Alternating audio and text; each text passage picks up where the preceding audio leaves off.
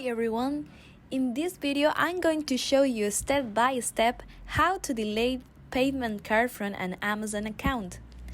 It is very easy to do this if you want to remove your payment method, and I'm sure that after watching this video, you will never forget how to delete the payment card in the future. So let's start the video. First, we go to the Amazon.com and log in normally to our Amazon account. This is my account where I am going to show you.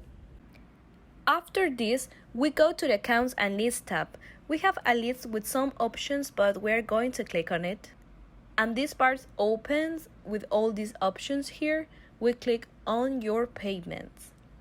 Then we can see our payments card in Amazon. For example, I have this Visa here. Then we click on Edit. And then appears this box with the card information. I have my information hidden for security reasons. Then we click on Remove from Wallet, and then we click on Remove.